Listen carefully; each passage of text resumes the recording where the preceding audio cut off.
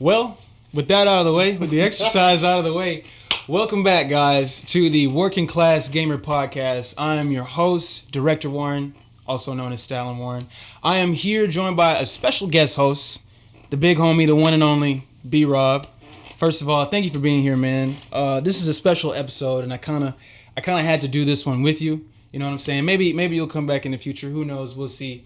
You know, this is your first time doing it. This is still my first time doing this. So, but if you see the thumbnail, you see the title, you know what we're gonna get into today. But you guys know how I do. First things first. You know what I'm saying? We got to get the intros out of the way. So whenever we do these things, I like to tell the audience like what I've been playing. So just to catch them up on your year in gaming so far, what have you been playing in 2024? 2024,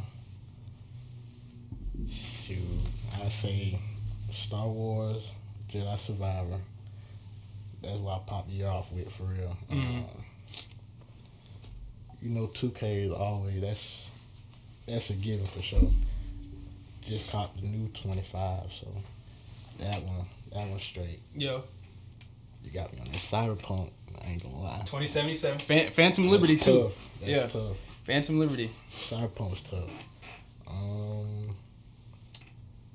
Yeah, man, and shoot, I'm playing that DBZ, man. Yeah. That's been the one the last couple weeks. Yeah? You've taken this far enough!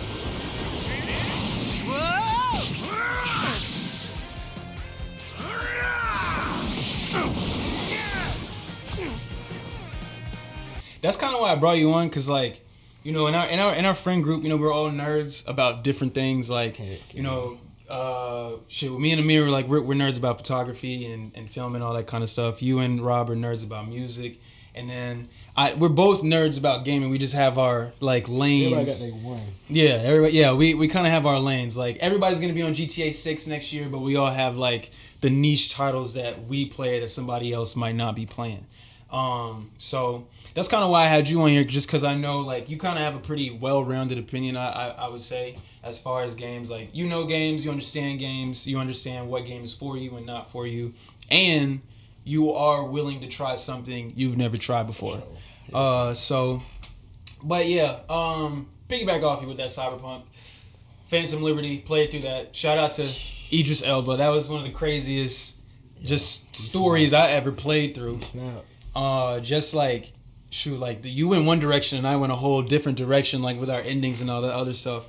I'm going to stream it eventually. Like now that I've done Phantom Liberty, I'm going to stream a new ending of the full game that I've never acquired. I've only beat it once, and so now that I've kind of done everything, I'm gonna try and do the ending where you just take on Arasaka by yourself, and if you die, you die. End of the game. But if you succeed, then some things happen. So I like after Phantom Liberty, I really wanted to do that. But like, a lot of people in 2024 have just been complaining like there isn't a lot to play. But when you go to work every day, there is a lot of options. Like there are a lot of options to get into. Like I picked up games and put them down. Like this year, I played Dragon's Dogma 2, which is an RPG I honestly would recommend to you. But I ain't stick it out as long as I thought I was going to. My main games this year, I definitely got back into Cyberpunk because of Phantom Liberty. I actually am playing a lot of Dragon Ball by myself, which that's normally one of those games like I'll pull up your spot, you'll pull up over here that we play together. But besides that, like I just beat Wukong the other day. How could I forget? I just beat. That game's so tough. Listen, I kind of feel bad, man, because like.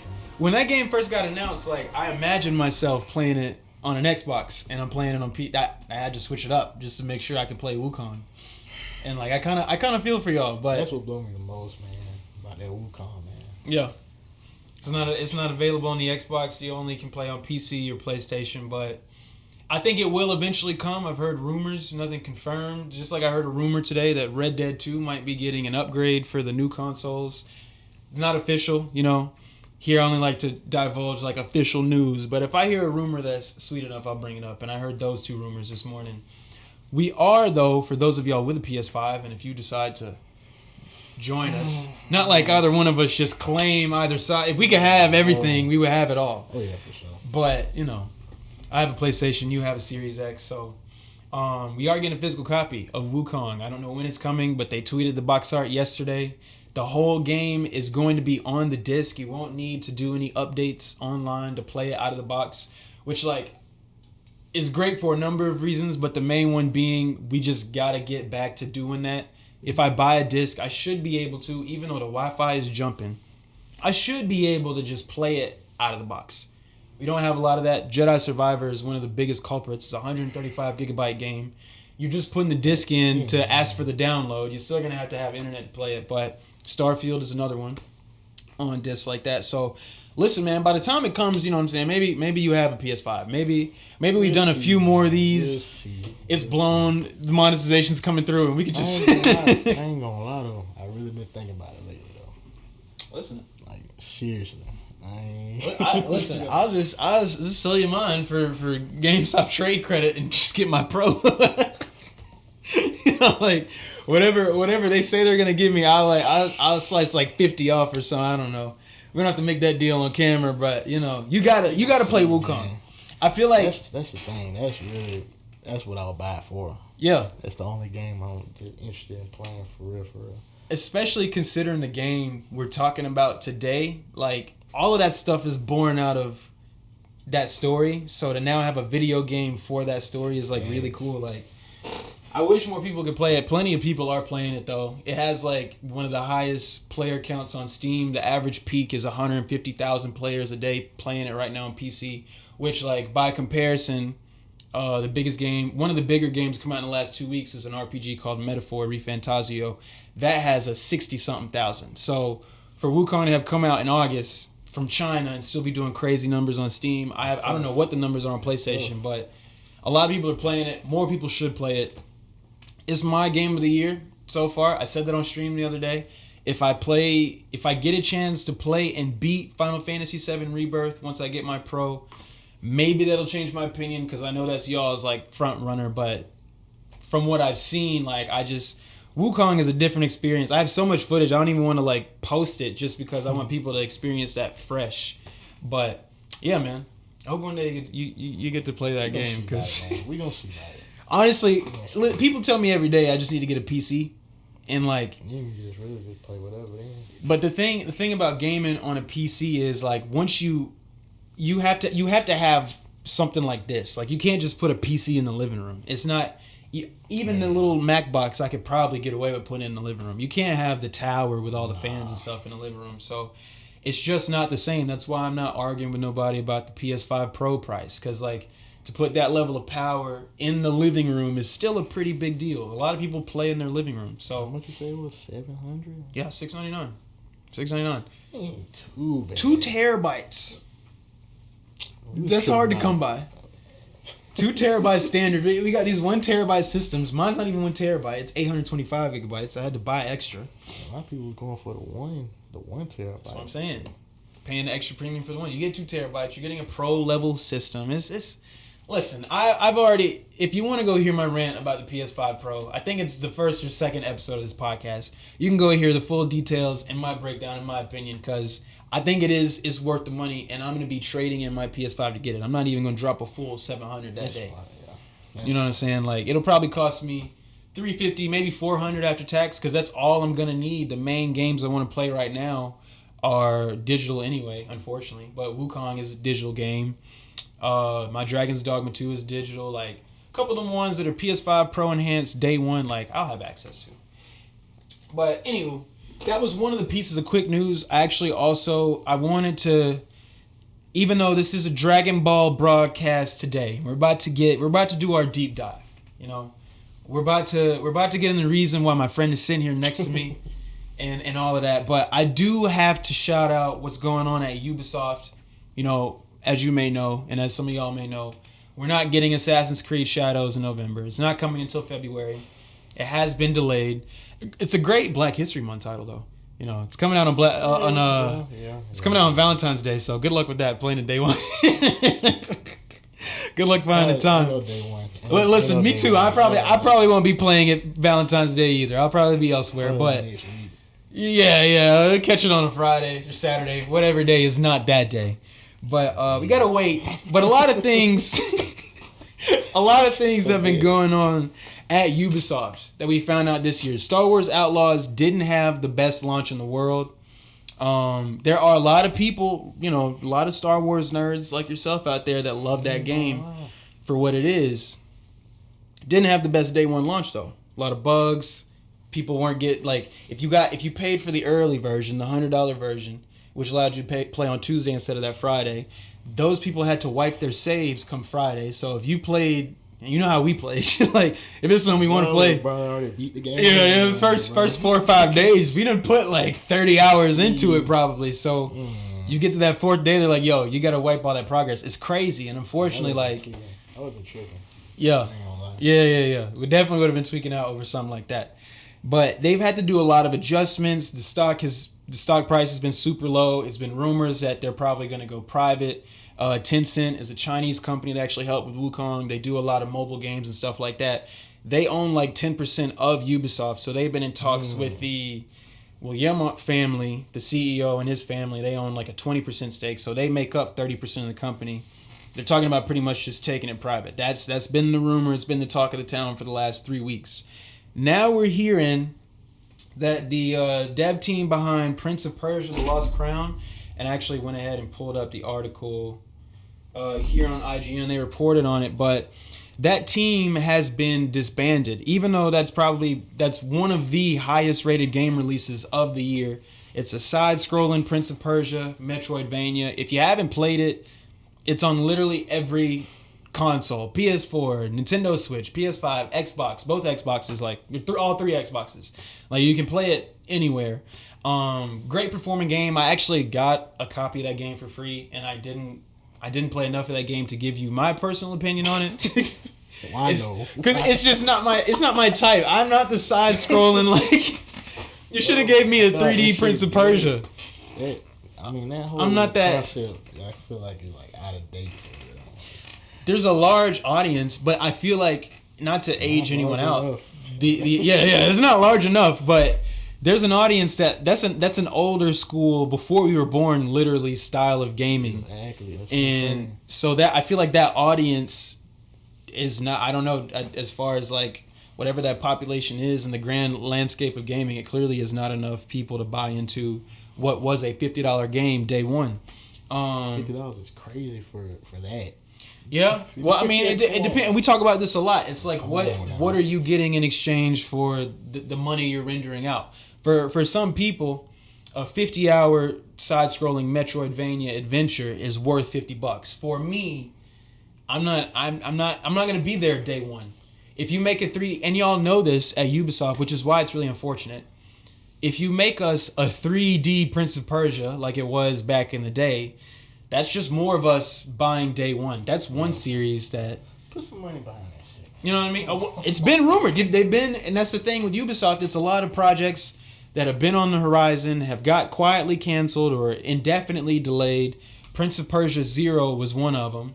And I feel like that... And that was supposed to be a reboot of a 3D-esque franchise. I think the problem is that no one has talked about is that Assassin's Creed is the behemoth that it is. So all of your best 3D action developers are on those teams, so that suffers, especially if you, I don't know. I'm not in those buildings. I don't know. I do know, and it's very interesting that they're disbanding the team, or the report is that it happened today. I do know in the last week and a half or so, there has been a strike within Ubisoft, because French companies don't play. They don't. If an employee in a French company feels like they're not getting what they want, they actually have a little bit more rights than we do to just buck the system and say, until y'all get it right, I'm not going to put out work. And if, in France, it's different when 20, 30, 40, 100 people decide we're not going to work versus 20, 30, 40, 100 in America. It just goes differently. And the way they set that strike up, they encourage, because Ubisoft is a global company, they actually have more employees than PlayStation Studios. They have development teams all over the world: Singapore, Quebec, here in America, here in France, in Japan, all kind of places. So one of the core teams in France kind of like, hey, we're going on strike. You guys can stand in solidarity with us. I don't know how that went. You know what I'm saying? I don't know Out of win in the Quebec team in Canada or the Singapore team or whatever. I don't know who didn't come to work. I just think it's interesting that not even 10 days after that strike started, that they're disbanding a team that made them their best release, literally. Now, that's not my word. That's Metacritic.com, OpenCritic.com. That's the highest rated Ubisoft release of the year. That's the team you disband. I understand not getting rid of the team behind Outlaws, and if you know me, you know I'm not calling for any team to get fired, because it's very hard to make any type of game.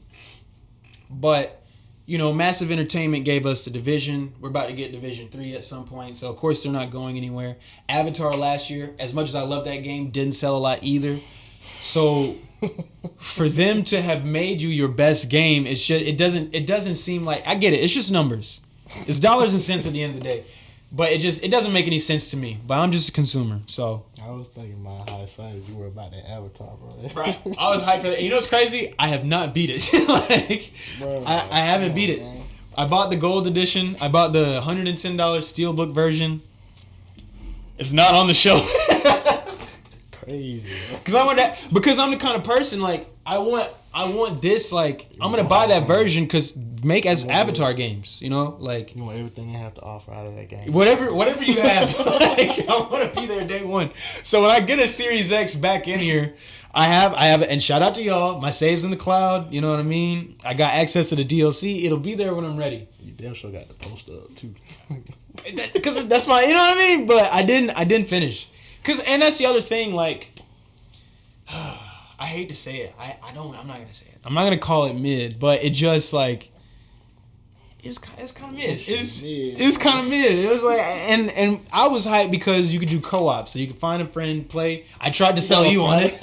I remember, like, pulling up the trailer in your house, like, yo, like, we got to get on this. My friend is playing that shit, bro. Yeah, and I don't have any friends playing Avatar. I don't even have any friends on my PlayStation friends list because some of y'all have added me to this podcast. Nobody's playing Avatar at all. It's not even in y'all's libraries.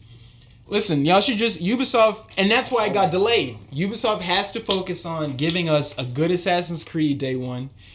That's an expensive ball to drop with Star Wars Outlaws, like, and we know how toxic conversation is around games now. So people buying that shit though. They buying it. They're buying. Not as many as you think though. Not as many as you think. I'll put it like this. No, Assassin's Creed for sure. Saying, yeah. Star Wars Outlaws was a sleeper. It took them a month to hit 1 million copies sold, which your PS5, Xbox, there's enough of those consoles out there, and it's Star Wars. The idea is y'all should have did 1 million, maybe not first week, but first 2 weeks, you know, for being multi-platform. Like, some of the single platform games do better than that first month. So that wasn't and again, you were hurt by the first week of that game coming out, and people have to delete their saves, and if there's a bug, there's going to be a creator on TikTok or YouTube that's going to clip that up and make it seem like this is the worst thing that ever happened. And unfortunately, the algorithms of all of the companies that we use to share our media, Twitter, YouTube, whatever, are prioritizing the negative conversation over the positive. So, of course, they delayed Assassin's Creed. You know, we're already being racist about it. So let's make sure that we have a game that's like just 100% on day one. We've dealt with the racism all year, but you won't be able to say it's buggy. That's the hope, at least. If that game doesn't launch well day one, if a perfectly functioning game can get 9s and 10 out of 10s and the team still get fired, that Assassin's Creed has to succeed. And all of these companies have, like, unfortunately, but all the developers have a set average review that they have to hit, else somebody's not getting a bonus, or we might have to rethink the expansions or the sequel or whatever. If we don't hit that 83 Metacritic score or 87 or whatever, then you might not get another. And yeah, so just shout out to y'all, man. You know what I'm saying? I hope if y'all hear this, you know, I hope you land on your feet. And, you know, with games, like, we've seen this happen a lot. Thousands of people have been laid off this year. In my opinion, it's because of executives being very greedy with their decision making. Again, I don't understand firing the person that gave you the best game that came out of your publishing company, your label, if you will. The best piece of work y'all released this year. That's the team you disband. It's unfortunate. But I hope maybe it's one of those disbanding situations where they end up going to different Ubisoft teams and find something else to do. But it does suck. So I wanted to shout y'all out. It's not really any news worthy of me bringing up, honestly, besides Wukong and that. And I just wanted to make sure that, here at the Working Class Gamer Podcast, y'all know that, we feel for you and we're rooting for you. With that said, though, just speaking of like massive properties, massive successes, and the conversation we're about to have is why this podcast exists, because I feel like not enough people are talking about, a game comes out, it gets reviewed, and then it's on to the next. And I understand that from a journalistic point of view, if you're a large publication like an IGN or a GameSpot, Kotaku, whatever, we're moving on. But I feel like there hasn't been enough conversation over what has happened with this game, with Sparking Zero this year. Like, no, first of all, just before we even get to that, like, this has been the top pre-ordered game of the year all year long. It's been other games that have come and gone that are super hype, like your 2Ks and your Maddens. That college football, the closer you get to those releases, they're higher on the pre-order list. But what I have seen personally with my own eyes on those pre-order lists at number 2 or 3, and then number 1 after the sports games got out of the way, has been Dragon Ball Sparking Zero. And it's been the $110 version. People have been paying the most money possible to get this game, because for a lot of us, this is like, even though it's new, it's a piece of history. And that's what I wanted to start with first, is like just how, listen, I try not to deal too heavily just in the identity of the person podcasting and all that kind of stuff. I try to just let my face do the work. But to people that look like us, Dragon Ball is like one of the building blocks of our, like, not even childhoods, just of our, if you're a nerd, Dragon Ball is a pillar somewhere in your character development. Not even. I mean, you ain't even gotta do that. I mean, bro, my mom know who Goku is, bro. Yeah. You know what I'm saying? Yeah. Just knows enough to, like, get us some shirts. She know what a spirit bomb is. You know what I'm saying? Kamehameha, like, oh, that's just them outside pretending to be Goku and Vegeta. Oh, boy. Like, and what's the crazy part is, I was born in 96. You were born like 95? 95. Like, it's still technically before our time. Still before our time. Like, we were born when GT was starting up, or in the middle, or somewhere around there. Like, we were born when the non-canonical stuff was happening. And then Z kind of happened. I think, late 90s is when Z started or something? Mm-hmm. Somewhere around there. And, like, I just, like, my earliest memories as far as television is concerned is 2 different properties for me personally. And it's that Batman, the animated series, Superman, Justice League Unlimited, all that universe there, and Dragon Ball Z. Like, those are the earliest things I remember watching, like, with the intent of, and Dexter's Laboratory I put to the side. But, like, watching with the intent of knowing the story. This is my favorite character. This guy's kind of crazy. He's wilding. Like, and just waiting to see what happens on the next episode. Like, waiting to see what happens. Like, literally week to week. I said this in the stream, you guys can go back and watch. Like, a lot of how they've set up the story mode in Sparking Zero. Like, some of those battles, just the first stuff with, like, Raditz and Vegeta, that's like weeks of episodes. That's weeks of episodes of talking back and forward, blah, blah, blah. And then that's separate from a whole other series worth of character development for young Goku. So by the time you get to Z, like, it's a multitude of stories have been told already. And in Z, as you guys know, as history tells us, a multitude of stories are told. So, like, if you can imagine, and this was back during the time when the movies weren't necessarily canon, right? Like, they were fire, but they were like GT. This is not official to the story. This doesn't really side quests. Yeah, these are side quests that aren't really going to have any impact on the main universe at all whatsoever. And so movies to me are kind of they're a way to engage with, like, your favorite thing on a larger scale. You know what I'm saying? Like, we're watching this on TV. Now there's a VHS tape for and we're gonna get a Vegito out of this, or a Gogeta, or some crazy situation that just wouldn't work in the regular Saturday to Saturday timeline, right? But the next step beyond that, beyond a movie, especially for a child, is a video game. Some of my like favorite games have to do with, I was streaming Sonic X Shadow today. One of my favorite games on my original Xbox was Shadow the Hedgehog. Like, that was like my way of watching the show, all that kind of stuff. They got a Shadow the Hedgehog game. I get to play as just him. Dragon Ball, especially the Budokai series, was an opportunity in a time where 2D fighters are king. You got Super Smash Brothers doing this thing on Nintendo.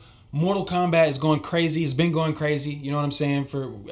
By the time Budokai comes, we're like a decade and a half into Mortal Kombat just being what it is.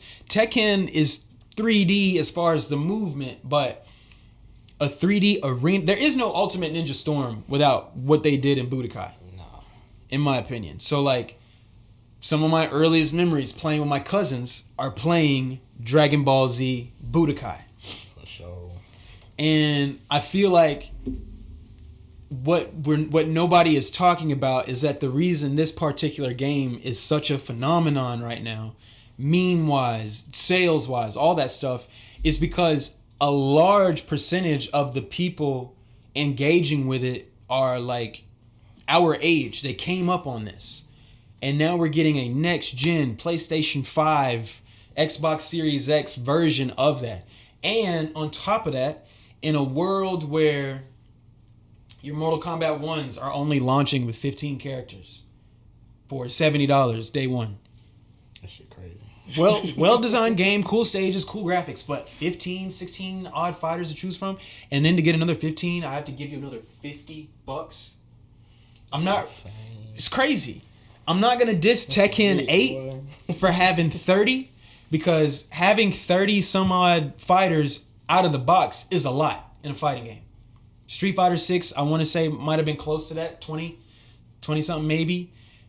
Dragon Ball Sparking Zero launching with 180 characters is crazy. And these aren't even like small. I mean, what's the name? Cyberman? Like, you can fight a Cyberman if you want to, but every character is a character. These are not like just NPCs.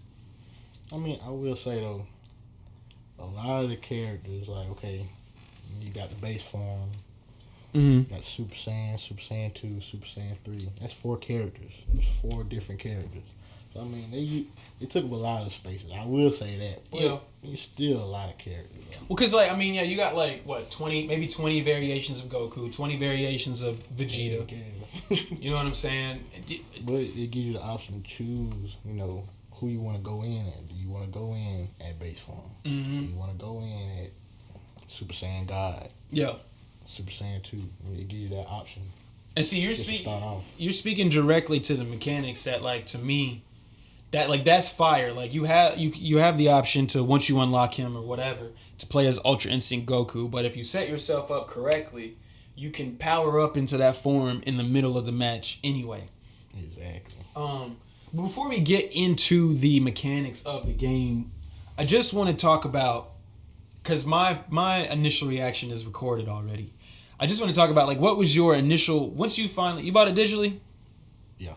Once you finally loaded up the file and, like, started, where did you go first? I went straight to the story mode, bro. You didn't even train? No. Because, you know, I had my little training with you on P5. Yeah, so, yeah.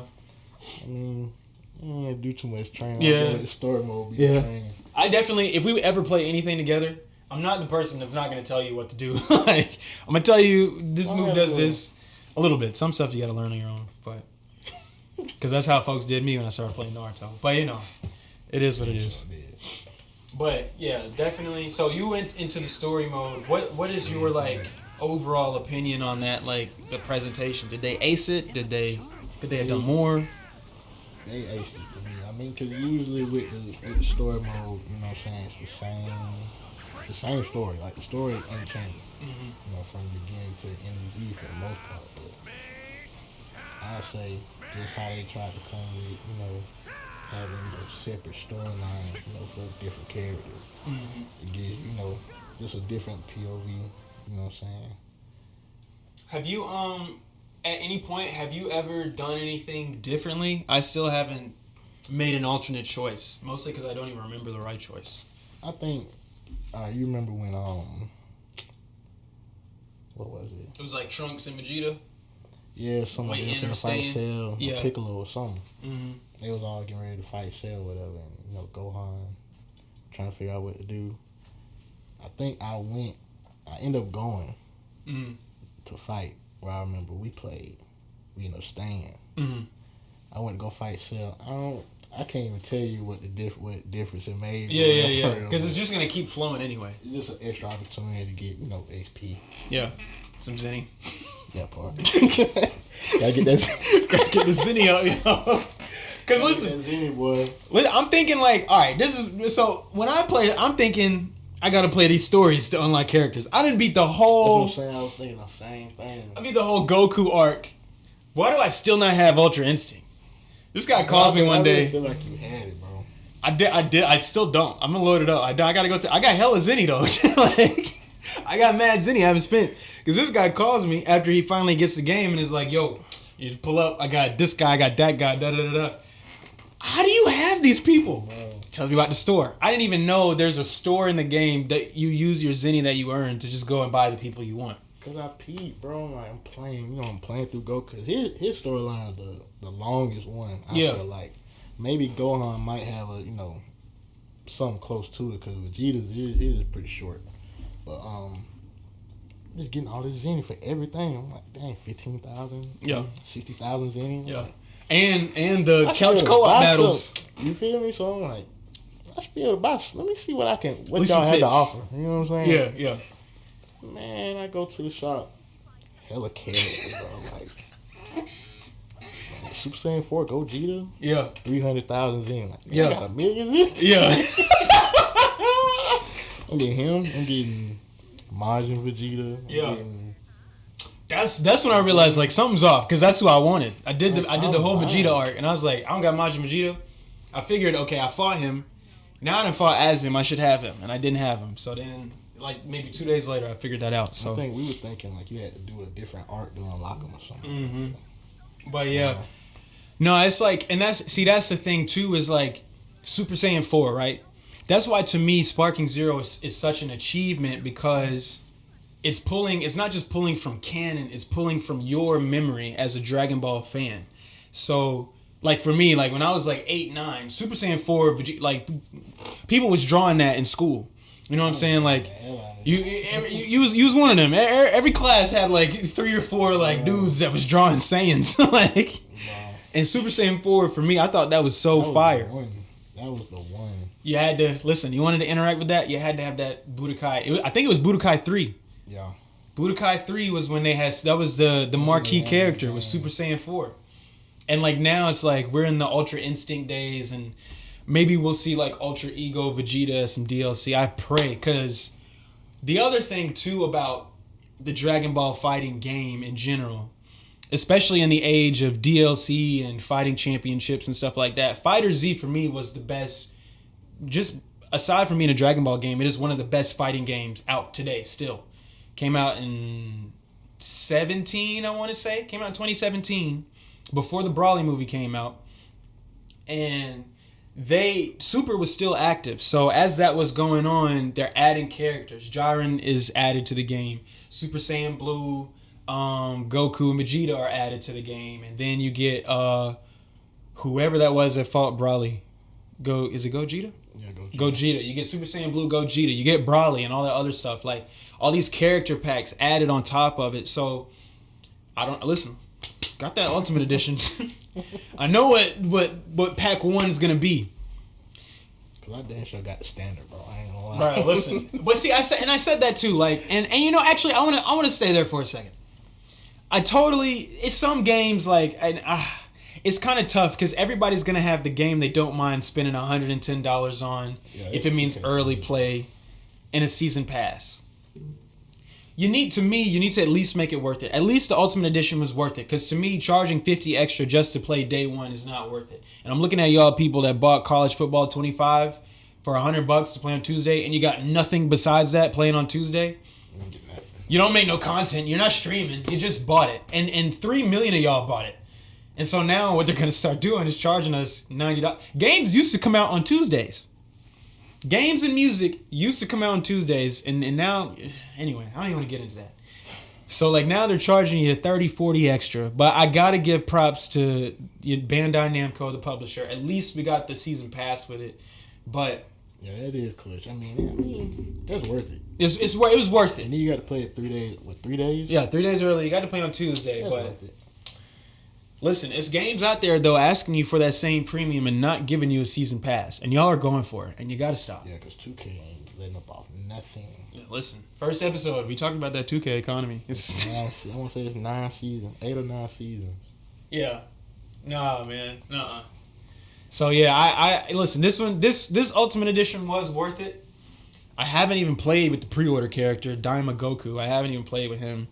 And then the first pack of the season pass is gonna be Dragon Ball Super Superhero. So you're getting those 2 villain characters created for the movie. And if you haven't seen it, watch the movie. You get the new. I'm assuming they better give us Gohan's new form and Piccolo's new form. So that pack is the most obvious. They got to. Because that's all, I mean, as far as Dragon Ball media outside of the manga, that's all we've gotten since Fighter Z came out, really. We're about to be in Daima, and we'll see what that introduces and who they give us out of that and how that goes. I still haven't watched that yet, by the way. I think it's on Netflix, but they have the first episode at least. But we'll see how that goes and how that affects the season pass content. But I'm hoping, because of how deep they dug with Fighter Z in the season pass, like I hope they do the same thing for this game, like that we do see again Ultra Ego Vegeta, like that. We need that. That's what everybody wants. We need that for sure. Goku, I don't think he doesn't have a new form, does he? He just has he's just refined. Yeah. I mean, that Ultra Instinct is that. That's the one. So, form. And then the dude they're fighting, he's got like ram horns or something from the manga. I forgot he's supposed to be crazy tough though. Yeah. It's supposed to be crazy tough. Like that's what I want to see.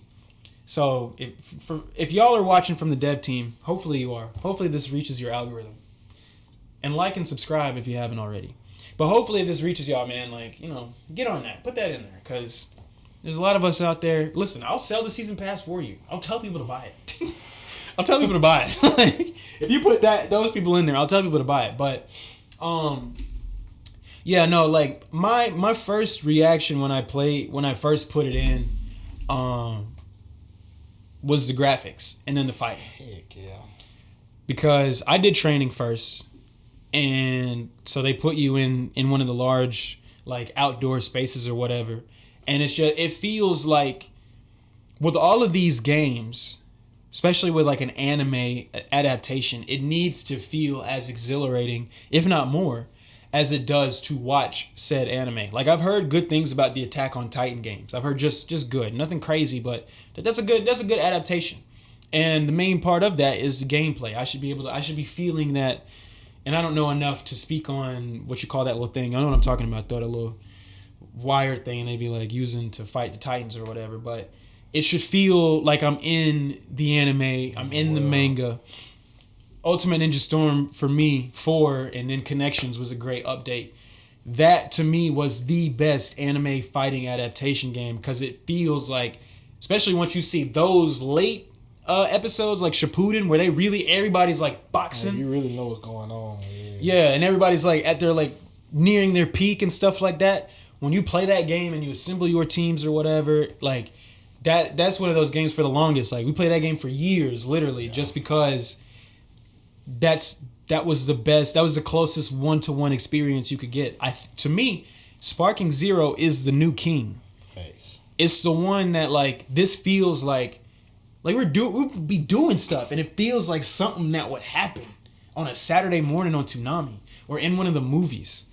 And that's been the great thing about the movies too. The movies lately, like Resurrection, Battle of the Gods, Resurrection F, the Broly movie, Superheroes, like they've been made with the times in mind. So they're giving you these like sweeping fight scenes that are crazy. And if you've seen any of them in theaters, like they're worth the price of admission. With a game now, we're playing in 120 frames a second, 4K, like high speed. Like these games are like we're in one of the best generations ever as far as like the technology of the period. And Sparking Zero really takes advantage of the technology. Being built on Unreal Engine 4, I think it's 4 and not 5. It might be 4. Like you are remaking, and that's part of the idea of the game. You are literally remaking iconic moments from the show that have happened. And shout out to Couch Co-op, man, because you know the last bastion of just being able to play with your homie. You can't even do it with the racing games anymore. You can't even really like just race one of the homies. So it really is just like sports and fighting games. And not everybody plays Mortal Kombat. Not everybody plays Tekken. Everybody's good at Mortal Kombat. I feel like everybody plays it or has played it. But it's only a select few that's really good as hell at that game. Same thing with Tekken too. Like I don't play Tekken, but not lately. You know. Tekken's probably another staple, I feel like, in our community. Definitely one of the ones for sure. But it definitely, like, as we got old, that's probably not the one that a lot of people held. A lot of people held on to it, but I feel like a lot of people didn't hold on to it as they got older. Especially if you were like a Naruto person and you started playing the Ninja Storm games. Like it's like an age gap between, you know, Tekken and Naruto. You know, they just started making the Naruto game, you know, recently. But Tekken, I feel like that's like a dang near close to being a generation before us. Like, dang near. So I think that's where that comes from. That's like I remember I came up on Street Fighter, but my big cousins who were like 4, 5, 7 years older than me. Yeah. Tekken, that's their one. So, and I feel like it's if not Street Fighter, definitely the Budokai series. So like Sparking Zero, again, like it's an achievement because it's not even just a 4K update or whatever. It really is the full breadth of like the Dragon Ball experience, top to bottom. Got to give a shout out to. Let me get back to Couch Co-op, but got to give a shout out to the servers, just working day one. If you're in the realm of Dragon Ball, you've seen people go at it on TikTok, whatever. Like everybody is throwing hands with each other right now as we speak. I'm sure there are plenty of people online in those lobbies, like, and they work. It's no lag. I ain't gonna lie. I don't know if it's just an Xbox PS5 thing, but I remember being over there. Went to online. I'm talking about as soon as I hit start battle, bro standing right in front of me. Instantly. It was Tuesday. That day. Xbox. It sends you to this little like training mode while you wait. Yeah. Like 10 minutes. Yeah. 15 minutes. I'm like, all right, you know. Then I finally get somebody, you know what I'm saying? I whoop them, of course. But yeah, but tell them what happened afterwards, though. I heard you caught a few L's in a row. But a lot of people be maining like the most OP characters. Like, yeah. Like I see. I'm probably gonna, if I go online, I think I'm gonna end up maining Kid Buu. That's gonna be one of my mains. You think? It's gonna be one of my ones. It sounds good, bro. Listen, we don't have any recordings, but I ain't seen it, bro. Yesterday was kind of crazy. Yesterday was crazy, but that's me though. I'm talking about online. No, yeah. Online. Ranked matches, yeah, those guys are different. Guys and gals. They gonna get Gogeta. I'm saying for Gogeta. Master Roshi. If somebody got Master Roshi online, bro, you about to get cooked. You done. Videl. Like, it be them characters. Like you see somebody playing. Yeah. With Videl, bro, like come on, alright. But see, that's what I love about fighting games, though, bro. Is like, that's my problem with Mortal Kombat 1. If you don't have enough characters, you don't have enough room for discovery to find like that far left field character that like, yo, he might be or she might be like your match with how you play. Like I said that last time. Like, let me see about Videl or like anybody, just somebody. Mr. Satan might go crazy. You know what I mean? Like, but that's one of the great things about having, especially a property like this that has so many characters who fight anyway that you can pull from. Like, let's build a moveset, because even though like, and that I found that out through Couch Co-op, like just us playing with each other, like, is that even if you get a Super Saiyan Vegeta, if I get like base mode Vegeta or Vegeta from Super, who is not Super Saiyan or Super Saiyan Blue or whatever, everybody has their own unique moveset, literally, even if they are a different form. So that's detailed because you very easily could be recycling moves and all that kind of stuff. And I'd say the only thing really being recycled amongst characters is probably the key blast because a lot of people's blasts look the same unless you have a specific one. So beyond that, like every option you have to pick, they're gonna have their own moveset, their own ultimate, their own special moves before your ultimate, like. And you just gotta get in where you fit in and figure out how you're gonna utilize what you have. Because like I was saying, like it's just sports games or fighting games nowadays where you can just sit down and play 2 controllers on the same console. Sports games, like when 2K comes out, I'm losing my guys. Like I'm not a 2K player. For sure. So like the homies, like shout out to y'all. Everybody's playing 2K. I'm not. I'm waiting for Madden to come back around. And when it comes, I get a little pocket. When it's coming, we're doing our back and forth, college football, back and forth. But once basketball comes out, that's a lot of people's main sports game. Yeah, once 2K came out, I was done with college football. Yeah. We're out of here. Football is happening right now. I ain't say done. That game's still tough. It's one of them ones, but it's been a few weeks probably, a couple weeks. Facts. You know? They probably had to update. Yeah. Actually, before I continue on with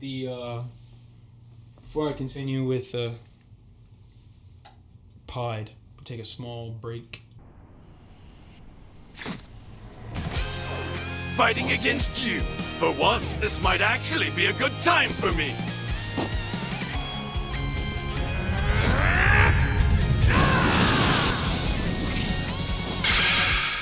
Both my power and speed, they're well beyond my normal limits. I'm going to defeat you.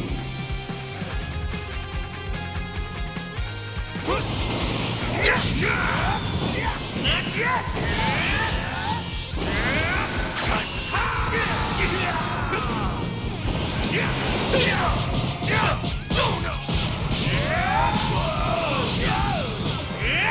Alright! Shut up! Shut up!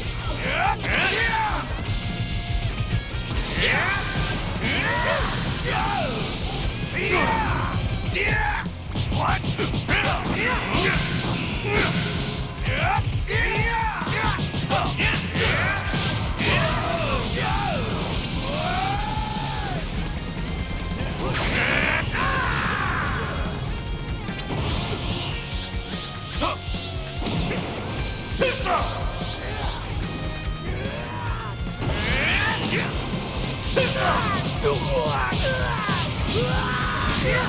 Here I come!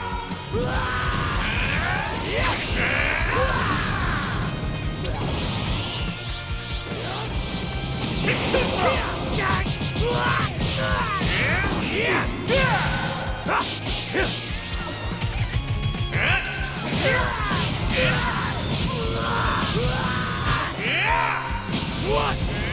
Nice attack.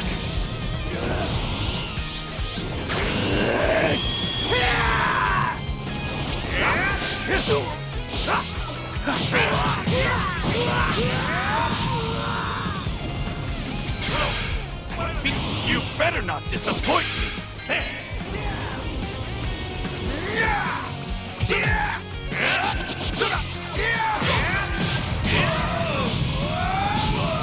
Here I come.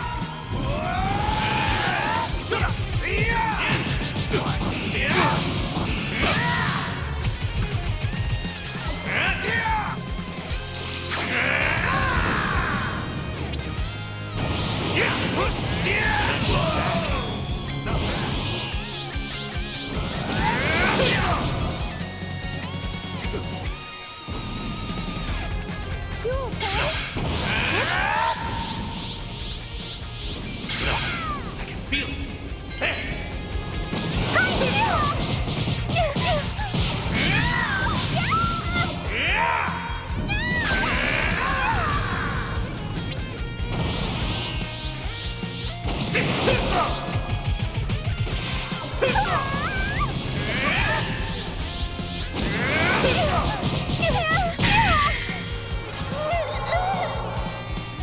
Hey, thanks a lot.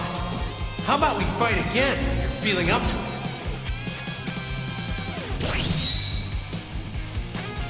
I definitely like a game. If there's a game like pull up. We done had a long. This is the Working Class Gamer podcast. All right, we're gamers.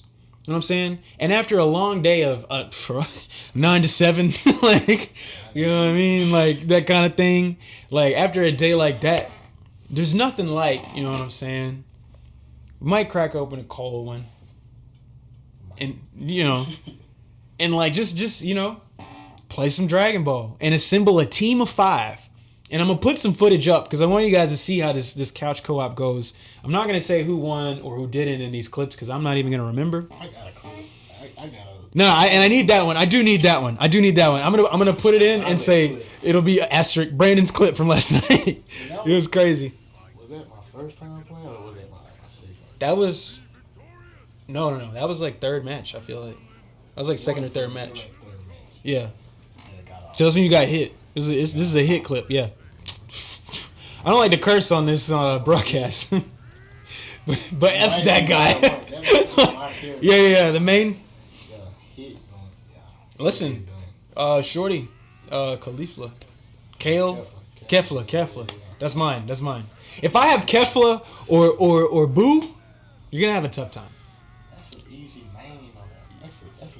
How is Hit not an easy main? He's not usually my main though. That's the thing. I usually put him in like third or fourth. I say I'll give you props. The way you were playing with him last night, you should take that guy online and see what happens. You should take him online and see what happens. Cause we be playing like it's a freaking championship match. So we're gonna max out our team 5-on-5. 5-on-5. Like I came online doing 1v1s. I don't know why.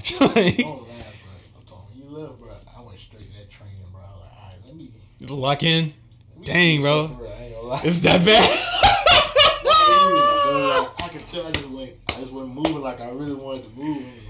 I gotta be missing something. See, you know what's the crazy part? That's crazy. I'm not even gonna say it. It's not like you might have been talking cash shit when you asked me to pull up in the first place. And I hadn't. Yeah, we're both gonna do that. But I hadn't. This is the thing. Let me tell you about me and this guy when it comes to a game that it has a competitive element. I'll play it day 1, 2, 3 for the sake of the channel, right? I gotta get in that algorithm. And I'll be like, yo, you need to get on this. And then bro will get on this. And then suddenly we have the same amount of hours put into it. In some situations, he might have put a little more hours in it than I have. Like the last time I played Sparking Zero, it was just the last time I played him. I just got the game though, bro. No, sure. I got, I'm not trying to no disrespect. I'm just saying. I don't even think it's been a week for real. Yeah, but I'm saying though, I think the clock is close. It's got to be close. And I say half of my clock was that day when you pulled up and we was playing that first day. Cause since that day I finished Goku's. I ain't gonna say like I ain't been playing either. I finished Goku's campaign and then I did Vegeta's campaign like in one night, and that's when I realized like, oh, the rest of these aren't gonna be long at all. I didn't even think about that, but yeah, man, I found my team. If I start with Kid Buu, great idea. 5. This is main 5 right now. Main 5. Oh my goodness. If with the characters you had unlocked, I'm still gonna start with Kid Buu. That's my number 1. My number 2 is gonna be Kefla, because the strategy is taking out like your first 3 characters with my first 2, and they're fast and strong enough to do that. And my third character, how did I do this last night? I might put some off kilter like Baby Vegeta. I think that was one of my winning teams last night. But if I really had to go third though, like a good number 3 would be some type of Vegeta. It'd be at least a super Vegeta, like from the Cell arc, at least from there. Some Vegeta in there, depending on like how you or the opposition moves. I might go Super Saiyan Blue with that guy, right? Number 4, I'm gonna go Toppo, and I'll take either form. I'll take God of Destruction or his base form from Tournament of Power, and then my number 5 is going to be Broly, any Broly, Z Broly as Super Saiyan, Z Broly as Legendary Super Saiyan. We'll do Super Broly base form. We'll do Super Broly as, you know what I'm saying? Any one of them 6. Will be my 5th. I'm going to give you a tough time. And the strategy is 2 small guys, okay? one regular size guy, and 2 big guys. That makes sense. You know what I'm saying? That's tough. It's my 5. I'll take that 5 online right now. I feel like I'll do all right, based on what I know. I don't know, bro. What's your 5, man? After last night, for sure. I'm going hit first. I'm aiming hit. That was a tough time too. I ain't gonna lie. He a problem, bro. He's a problem. Straight hands. Yeah. Him first. I might go either Ultra Instinct Goku, or maybe the form right before that, like when he about to get it. One of those 2, or Super Saiyan God, like just the regular Super Saiyan God. One of those 3. I'm gonna go. Sheesh. I work out with Teen Gohan, Super Saiyan 2, Teen Gohan. Probably gonna be my 3rd. Super Saiyan 4, Vegeta. I was waiting on that. Waiting on that one. And I always have an issue with that feel. I really don't need 5. Yo, that's crazy. I really don't need 5. But You're gonna need 5 if I have 5. I don't know, bro. You're gonna need 5. This is crazy. 4, We're talking like the record wasn't what it was yesterday. I ain't even gonna say the number. I'm saying right now, where I'm at right now, I don't need 5.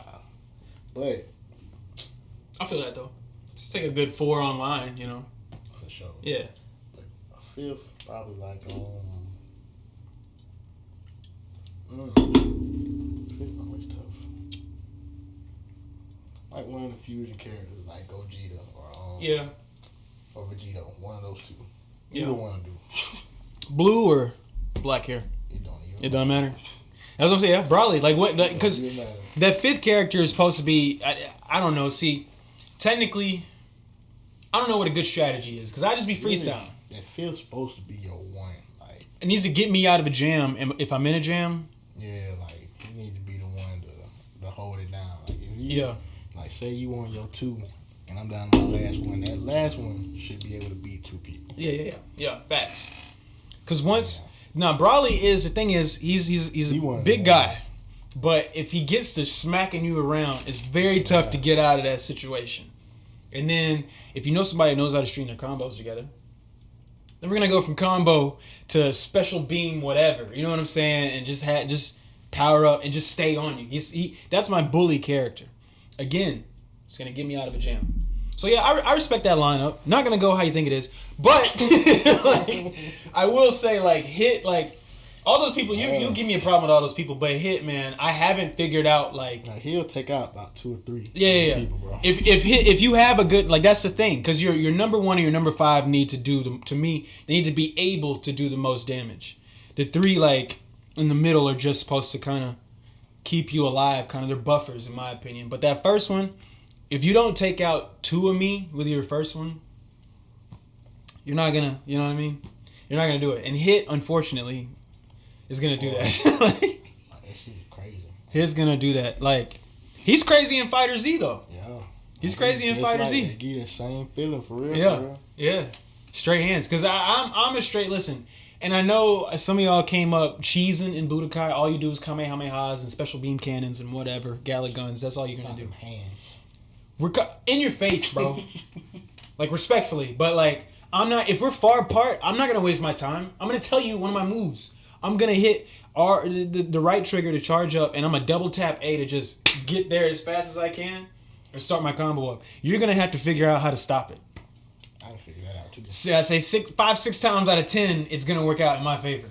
That particular move. And once I get that combo started, yeah. I'm giving you a problem now, bro. It's just going to be... That the footage y'all are gonna see, besides that one we spoke about earlier, is all like day 1 footage. Much better than like. We're really moving around now. Yeah, we were just freestyling then. Like this shit's starting to look like the show. Moving around now. I will say, because I want to get into like what your rating would be out of 10. The whole game. Yeah, I'm gonna say mine. I'm gonna give it. it really is perfect. I played it day one. There was nothing wrong with that game, and I've said this before. I think I said this while I was streaming Sonic earlier. Like, so far that game feels like a 10 out of 10. Sonic is just Sonic. Is it fun? Is it not glitching? Or the stage is cool, the music's good, sounds good. Okay, this is a 10 out of 10 Sonic experience. So that, to me, makes it a 10 out of 10 game. Not every game needs to be The Last of Us to be 10 out of 10. And that's just in my opinion. But I'm not going to glaze. But I am going to give this a 9 out of 10. If I have any complaint, and it's not really a complaint because we've managed fine without it, is that when you do a couch co-op battle, all you can do is play in that hyperbolic time chamber. I feel like, I don't know, bro. We might have to look that up. I feel like we're missing something, bro. Like, it's a way. I'm finna have to do with the asterisk at the bottom of the screen. Like, looked it up. You can't. Like, I will look it up. Ain't no way. But that's all we got. That's all we got so far. Maybe for now. I don't know, bro. I hope that, and see, this is my beef with that Series S, that white console. It's holding the generation back. Because I feel like if it was just Series X and PS5, that 2-player version should be able to. But that's the thing though, there's a lot of things happening on those regular stages. Like, you're destroying whole blocks if you're in the city. There's a lot of things happening on the story mode. That's what I'm saying. But when you're in those stages from the story mode, like, you're blowing up mountains, you're fighting underwater sometimes if you fly over there or whatever, like. So I feel like there's just a lot of graphical information to keep up with, and all they have to worry about as far as the game, I guess, and the code is your input. But if we got to keep two people's inputs going well, this is me just, I guess, making an excuse for them. If we got to keep two inputs going fast, we're playing 60 frames, it's like, it's crazy. Yeah. We got to make some room for all those computations, I guess, and that. I guess we're not at the place where we could do that kind of, because Ultimate Ninja Storm 4 has every arena, and it's not doing that kind of destruction in the environment, you know? No, not really. Or that kind of like free. We're like, you can fly as high as you possibly can, fly around a whole circle. Space down there. Yeah. I mean, I will say in the hyperbolic time chamber, it does let you go into outer space. Mm-hmm. So I guess but there's no mountains, no foliage, you know. But I give it a 9 out of 10. It's like not only, and it's not just nostalgia. Like this is. Fighter Z wasn't nostalgia, right? Like that was, I can't remember the last 2D fighter I played in Dragon Ball. That was an achievement. I feel like this is an achievement. For this game to be this hyped and work as well as it does and be like the menu could, that's why I said 9. The menu's a little it's a little slow sometimes. You want to get straight to a 2P battle, straight to online. You got to wait for the animation to finish to get to the next menu or whatever. I wish there was more stages for couch co-op, but it's a well-designed, just well-functioning game, which we don't get a lot of those nowadays. Thanks. So I'm giving it a 9. What do you think? I mean, I really don't. It's kind of what I expected for, you know what I'm saying, for a 2024 Dragon Ball Z game. Mm-hmm. I give it 9 out of 10. Yeah. I say the only thing. I mean, yeah, the hyperbolic time chamber. I mean, that being the only arena. I mean, yeah, it ain't that bad. I mean, yeah, because I can't say that I didn't have fun. Exactly. You know what I'm saying? I mean, that's somewhere they will fight anyway. I mean, so somewhere we would spar. You feel me? It was canon. That's where we would be sparring at. It made sense. So yeah, I say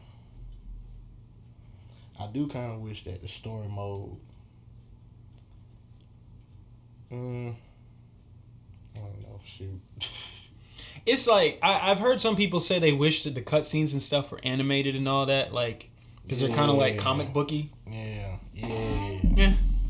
That might be it. Yeah, but because just them covering the whole thing, to me, like they really from multiple perspectives too. They really did their big one with that for sure. Yeah. So, well, there you have it, folks. 9 out of 10. It's looking like from us. Yeah, I felt like it was just important for this to be the framing of the conversation because, the word on the internet is that, down there like in Mexico and in Latin America, y'all love Dragon Ball. And we really love Dragon Ball. And this, like, I've just been there since day one. I've been there literally since birth. Like, it was Dragon Ball. It was Spider-Man and Dragon Ball. Spider-Man and Goku. For me. Well, really Vegeta. It was always Goku for me, bro. That's my guy. Vegeta. I feel Vegeta. Gohan, he's cool, I guess. He's not about that action enough for me. Like, I get it. I get the philosophy behind it. He's got a great family now. And he turned up in that movie, bro. He turned up in that movie. I still gotta watch it. I was about to say, I was gonna make sure you walked out of here with it since you were here today. Just to make sure you saw it. It's not like, and that's the thing, is Broly to me was supposed to be just like 45 minutes of fighting. Movie. That was a good one. But this one, like, you'll catch them. You'll probably catch them more than me. It's the little things that they do, because the saga they pay homage to is like, you'll see what I'm saying when you watch it. Like, the forms are great, but to me that wasn't even the best part of the movie. Like, it looks great, and it's just how they tell the story is really cool. Like, especially for this not to be about Goku and them. Like, for it not to even be about them, like, this is an interesting story. The Broly movie for me was just like, and I think for Toriyama as well, I'm finna give y'all the craziest fight. That was, when I was young, Broly was my guy on Budokai 3, so. I mean, even with that movie, I mean, they kind of got into the whole history of Goku. Yeah. For real. Yeah. Like, they reintroduced Bardock, you know what I'm saying, to the new generation, I feel like. Because he was kind of like we saw him in a movie, I think maybe one movie, for a brief second. They talk about him for a brief second. Yeah. I don't even think Frieza said his name for real. Yeah. But, yeah, they kind of reintroduced, just Goku's history. And then where they got, where Broly come in on that. Yeah, I gotta say. Who? It really opened the door too. Like, bringing Broly in. Yeah. Because now it's like, now that the power scale on the hero side is so crazy now. Now we have like, and I think Toriyama was cooking with some of the enemies he introduced in the post Super manga they were working on. Was just like beings like, kind of like how Boruto did. I know a lot of people don't like it, but I really like the direction they went as far as the enemies, because Naruto to be who he is, his son to be who he is, and all that kind of stuff. You have to have something compelling to match all of that. Like, we have hundreds of episodes, hundreds of hours of just like them kicking ass, like Dragon Ball and Naruto, right? So if we're gonna take them up here and then add an ally in Broly, which I thought was a great choice, or Broly, excuse me. Like, now we got to come into. I gotta watch Daima, because I want to see what they're doing on the villain front. Like, I don't know what that's gonna be, man. I don't know what it's gonna turn into. And R.I.P. Toriyama, because I wish you knew how glad we were about this game, and I also selfishly kind of wish you were stewarding or able to oversee what's gonna happen behind Daima. But I think he might have did enough story for them to go off of. We'll see how that goes. Yeah. But yeah, R.I.P. though, because I mean, none of this without your drawings, literally. Like, so yeah. Rest in peace to Akira Toriyama, because this game, like, it should be on the best of 2024 list. It'll be on mine, and y'all probably, some of y'all podcasters, content creators, streamers, whatever, play thousands more games than I do in a year. But from what I've played and what I've seen, this is up there. Like, this should be up there in the conversation, just in terms of value, overall value, execution, and what this means to the culture of gaming and anime. And play value. Yeah, everything. Like, we are definitely going to be playing this for years. Like, especially if they add some characters that like really give even more reason to come back. So, just speaking about the future, man. So, PS5 Pro coming out. We talked about that earlier, a couple weeks. Like, that'll probably have me playing games that I didn't play before or whatever. But is there anything coming out? Anything you're looking forward to? Anything that's caught your eye, future-wise? The only thing I'm waiting on for sure is that final Jedi Survivor story. Yeah, they did confirm Part 3 is on the way. That's what I'm waiting on. Yeah. Other than that, you'll have to tell me about something for real. Yeah. Well, I'll keep you informed. I'll keep you informed. Listen, I'm find a way. November's gonna be an expensive month if I do this, because I'm definitely getting a Pro. But I'm gonna find a way to get a Series X because I gotta play that Stalker 2. Stalker 2 is first person survival shooter, not just like Call of Duty first person shooter, like open world, open zones. It's called Stalker 2: Heart of Chernobyl. So, Chernobyl, nuclear fallout, that sort of thing. It takes place in an alternate future where, in that area you've got mutants and like anomalies to deal with. Like there might be a field where there's fire coming up out of the ground and stuff like that, or there might be a zone over here by this building because it's like almost Mad Max-ish, not quite that desolate, but almost like just desolate in that there's nobody around, but you got to stay on your toes because of radiation, and like there might be high electricity over here, or there might be mutant dogs over there, and on top of the bandits and stuff, they're also out trying to survive. Like that's my bag, the immersive simulator. So that's Xbox PC only. Game Pass day one, so I gotta have that. I gotta play that, bro. And I'm not. Shout out to XCloud. I'm not streaming that. I gotta have a physical. I actually pre-ordered a physical copy the other day, so I can at least have it myself. Because I gotta give me a Series X, especially with a disc drive, because they are quietly getting rid of that one. We got that fresh Series X digital system, no disc drive. They're gonna phase it out. They're gonna phase it out. So I want to have me one. I know it's not going anywhere. Like in the next, you'll always be able to get one. I can buy a 360 right now. I got a 360. So Oh yeah, what you was talking about the other day. That that game is so tough. That's coming. It's coming. Listen, I don't like to say my plans on a podcast episode, but I am gonna tell you guys. Hold on. Let me see. Because we're not getting Assassin's Creed Shadows November 22nd like we're supposed to, I'm going to stream that instead. That's the reason I got a 360. It's a couple other games I'm going to play on 360, but you are going to be... If you saw what it is, you saw. I'm not even going to say the name because God forbid somebody take my idea. But, yeah, you know what I mean? Classic, if you literally, like, we were about to get a samurai of a certain type. We're not getting that November 22nd. So I'm going to stream that instead. Look out for that. And I'm going to be playing, so I got my 360, I'm going to be playing, just find some stuff on eBay that I missed out on or whatever. But because nothing is coming out besides Stalker 2, and that's the 15th, I want to say, something like that, somewhere in November, like, there's nothing really coming out. So I'm going to be trying to make content around games that I've missed or whatever.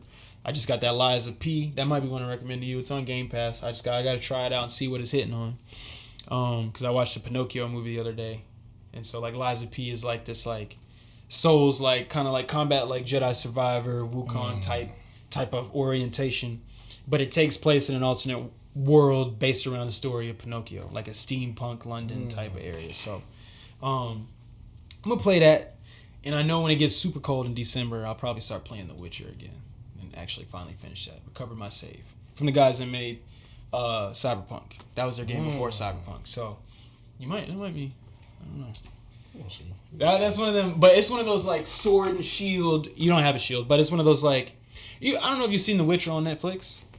I haven't seen it. It's like Eastern European fantasy. So Eastern European medieval fantasy, and I really like it because it's fantasy with a purpose. Like, the ghosts have a purpose. The werewolves have... Everything is, like, explained. There's a reason. It's not just things in the world just for things to be in the world. And I have, like, 90-something hours in that game from when I first played it in 2018. It's a long game. And I lost my save going from PS4 to Xbox. But that shit was in the cloud on PlayStation. Whole time. So I ended up, like, I got the next, and you have to do all this around the world stuff. I bought the next, because they made a next gen version for PS5 Series X. I bought that one, but then I had to, and that was like $10. I had to re-download. How did I do it? Yeah, because when you buy the next gen one, it gives you both, but they're two different games. Literally, they're two different types of files.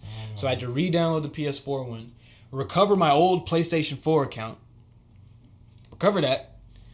Pay for a quick month of PlayStation Plus because, unfortunately, unlike Xbox, you got to pay for the access to the cloud save. That's crazy. But I went in and I found it. Took that save, put it in the Cyberpunk cloud, the CD Projekt Red developer cloud they have.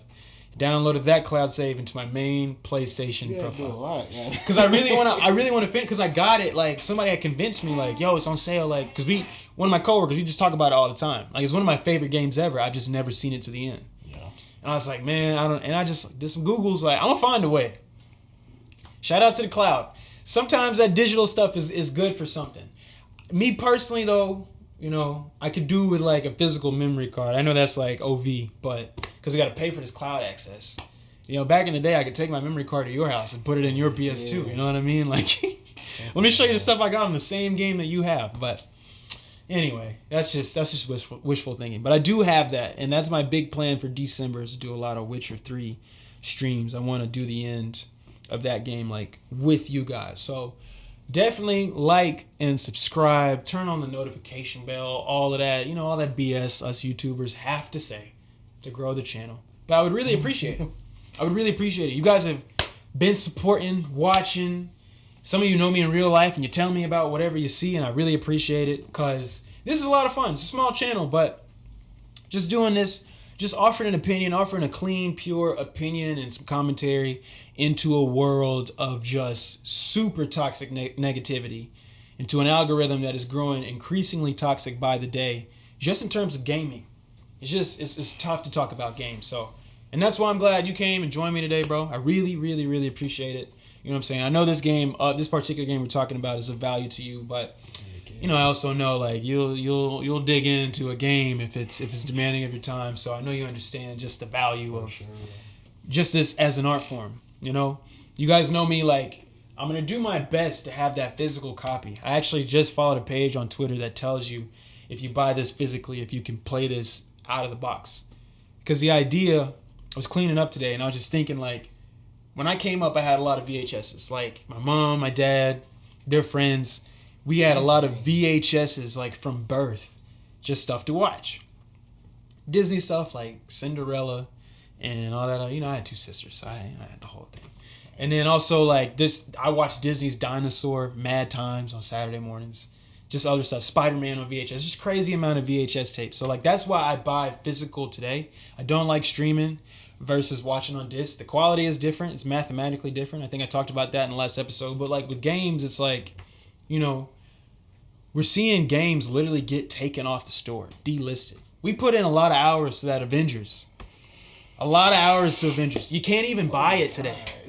You can't even buy it. I got the steel book right there. That's an Xbox One copy on my top shelf for a rainy day, just in case. Like the whole shit falls out and I just can't download it anymore. At least I got it on disc.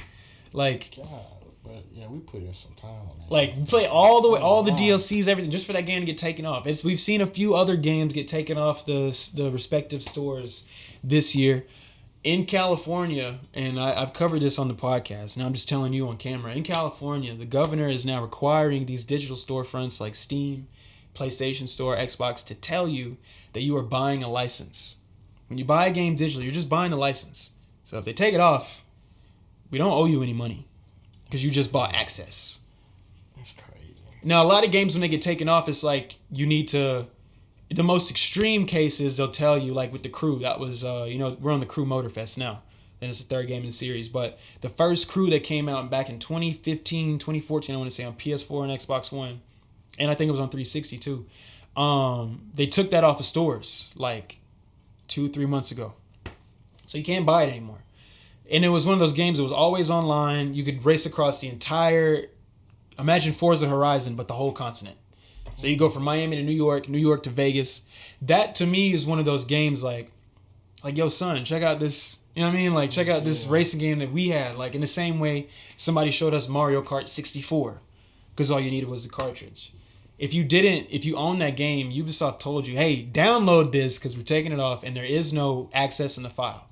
Like if you own Avengers, like on Xbox, I own Avengers. So I could sign in and still download it. You can't buy it, so a new person can't buy it, but I can still go and download my file. But it's a couple games that it's just like you can't even do that. And that is the unfortunate reality. Like the definition of ownership is changing and all that kind of stuff. And again, back to the main idea of this episode, in the spirit of what it was when we were younger, Sparking Zero works out of the box. You can install that game straight disc. It comes with some codes and stuff like that, but you can play that game out of the box. You can get right to it. You don't need anything. There's a day one update, sure, but you can play it off the disc, and that is to be commended. And unfortunately, that'll be how I weigh a game if you can do that, because if we stop looking at video games as an art form, then everything becomes Fortnite. And the great thing about Fortnite, even though it is this like corporate behemoth that just brings in billions of dollars a year, there are some dedicated artists that work at Epic Games that there's a reason that game has stood the test of time versus some of these other free battle royales that are clearly just cash grabs. But a lot of these games nowadays, they're more products than they are pieces. And so I feel like having a physical box, like that's why it's a big announcement that Wukong is getting a physical release. Number one, it's an export from China, or import from China, from our point of view.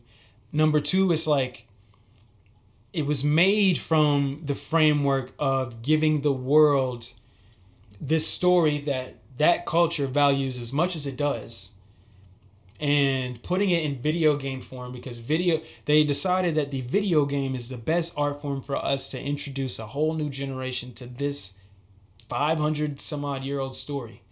Like, there's no Dragon Ball without that, I already said that, but like putting that on disc is of value.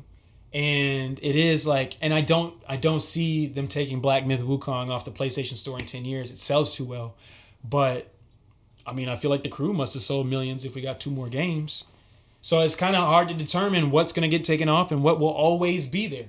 You know what I'm saying? Like, and I think it'll get really scary if we ever see, like, you don't think you would ever see a Halo get taken off or an Uncharted get taken off their respective stores. But if that ever happens, I don't know. But we're not going to be able to play physical games within the next 10 years anyway. It's going to be a wrap.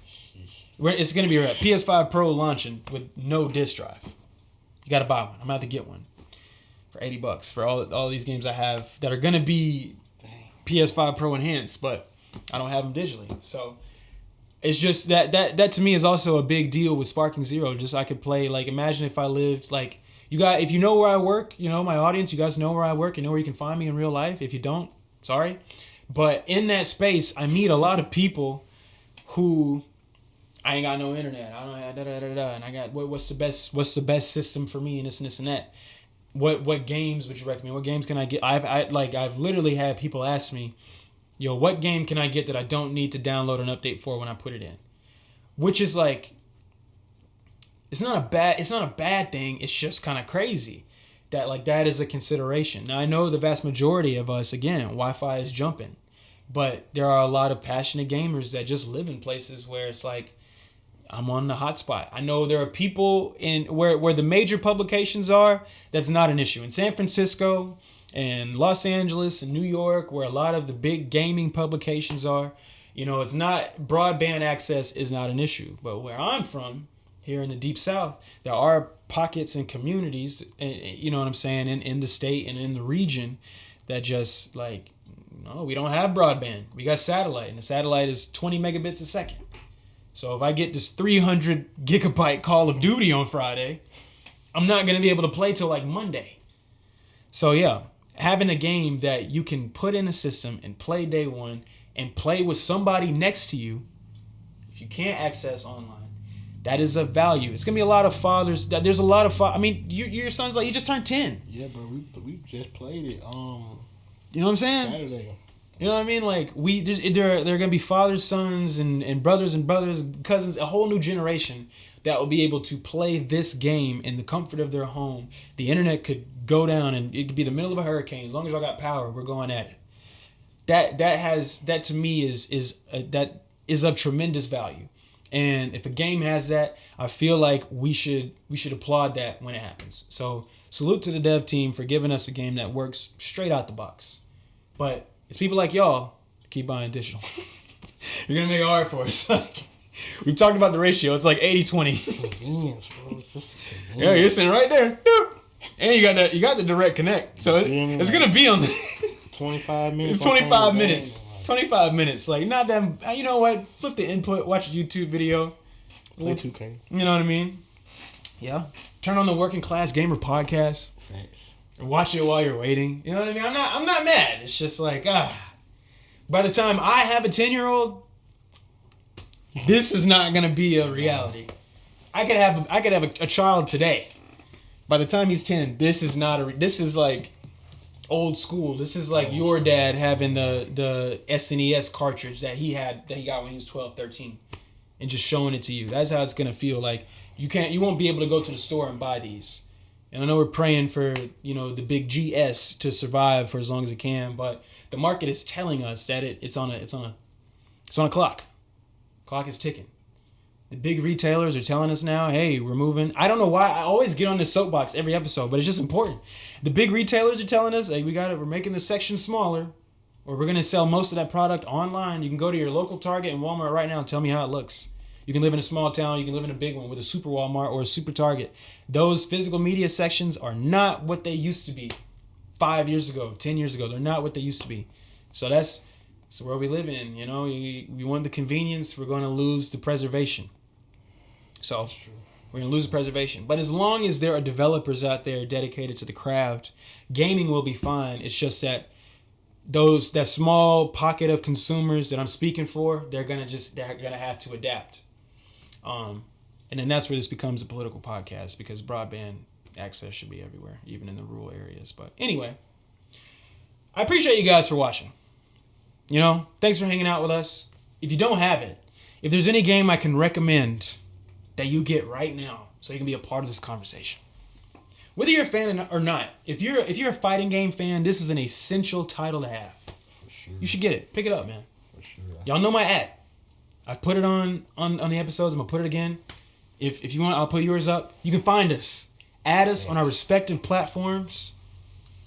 We can get it going, man. Send me a message. Send me an invite. I will play any one of y'all 12 people watching right now, or 12,000, because this one could blow. Any one of y'all, add me, send me a message. We can play some Spark and Zero, bro. Man, I got hit with the PlayStation Plus notification today. They hit my account, so better use it. Better use it while I got it. You know what I mean? But yeah. Really quick note too before I end. I don't know, and it's not because I can't produce. It's just I'm learning how to find what to talk about. I don't know if we're going to continue with the weekly scheduling of the podcast. It may be every 10 to 14 day episode drop, especially with the streams and let's plays that I try to do 2 or 3 times a week anyway. And there are some games that I want to do pre-recorded conversations around, all that kind of stuff. So, just keep it locked here. The podcast is going to be alive and well, but I may just do it around moments or certain games that have to be talked about. Like the Wukong episode will be here. That'll probably be my longest episode. It'll be here before the end of the year. And I got some creators in mind I want to bring on and just do that episode with to talk about it. But I appreciate you guys' support this far, man. Y'all, like, subscribe, and all that kind of good stuff. And yeah, we'll see you guys in the future. My friend, if you have any words before I hit the red button, you know what I'm saying? No, bro. Thank you for having me, man. Hey, man. It's always a pleasure, man. It's been a pleasure, bro. This has been cool. For sure. This has been cool. I'm not going to be a hype beast and say, yo, come back. But this would be... if the views go crazy... Come back. Yeah. If the views are more than what they have been, I'm probably going to ask you to come back. But, yeah, man, it's always good to have the homies in the house. But y'all take care. You know what I'm saying? God bless. All that good stuff. I appreciate you guys. I've said it 1,000 times. I can't say it again. We'll holler at y'all again soon. Next week or the week after. Peace.